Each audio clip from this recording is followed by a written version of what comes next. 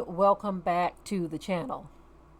Today I'm going to be sharing a story with you that is very similar to James Byrd. Remember down in Jasper, Texas many years ago, James Byrd lost his life when some white men decided they wanted to chain him to the back of a pickup truck and drag his body until his head fell off. Now, that is some extreme hatred right there, to do such a thing to another human being. Okay? Now I want you to take a look at the faces of these two. These two right here are guilty of doing the same thing to someone else. The victim's name is Rodriguez. Okay? Haven't heard or seen any images of him as of yet, but here they are. These are the two right here that did the same thing to this man by the name of Rodriguez. Tied him to the back of a pickup truck and drug him for about a mile. Anyway, I'm going to let you hear some more details on this awful story. Only a monster could do something like that. But anyway, here are some more details on the story, and I will be right back. Tonight, a man is behind bars accused of a heinous crime in Liberty County.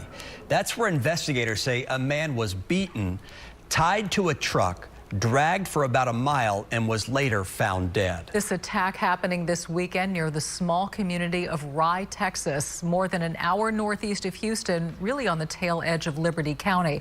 Our Michael Laparty spoke with a neighbor who knew that victim. Michael, what more are you learning about this investigation? Dominique, the sheriff's office says that this investigation is still open right now. More charges could be filed, and the man accused in the murder is currently here in jail. In a small community like this, word travels fast, including the news from this weekend. It's got everybody distraught around here. It's got everybody distraught and very upset. The Liberty County Sheriff's Office says 37-year-old Robert Hoffpower beat a man, then tied a tow rope around his waist and dragged the victim from the back of his own truck for about a mile. Investigators say the suspect then started the truck on fire off CR 2741 near Rye. It is unusual. It's a situation that got totally out of control. Captain Ken DeFore says there was a former relationship between the victim and the suspect's mother. We're getting 2 or 3 different stories from both of them. And we're trying to get to the basic truth. What is the truth? The victim is 60-year-old Roman Rodriguez, who was remembered by neighbor Chuck Barnes. He'd do anything in the world for you. He'd give you his last dollar. You need a hand, he'd come do it. Chuck says he saw the truck being removed from the scene. It was torched all the way. It's just scrap now. There ain't nothing that's left unburned on it. Deputies say the suspect was arrested on a murder charge and is currently behind bars on a $1 million bond. Captain DeFore says the victim was not burned in the fire, but deputies don't know yet whether he was dead or alive when he was tied to that truck. They're waiting on the autopsy for more answers. We're live tonight on Liberty. Michael Laparty, KPRC 2 News. Thank you, Michael. Well, we keep trying to tell you, family, that there are some monsters out here, people that are filled with demons. Only someone who is truly demon-possessed could tie another person's body to a vehicle and drag it up the road. This person is gone out of their mind. They're gone out of their mind. And what's sad is every single day, as each of us go about our day, whether you're going to work, you're driving up the road, you're at the grocery store, at the gas station, regardless to where you are, chances are you could be standing next to or in the vicinity of a person who could do something like this. That is frightening, to know that any given moment when you are out and about, that you are within a close proximity of a person who is a crazed lunatic, who's waiting for the perfect time for them to snap. Now, it's really sad that this guy had to go through this. His identity hasn't been shown as of yet, or at least I haven't seen it. But the fact that this man did this to him. This sounds very, very similar to what happened to James Byrd.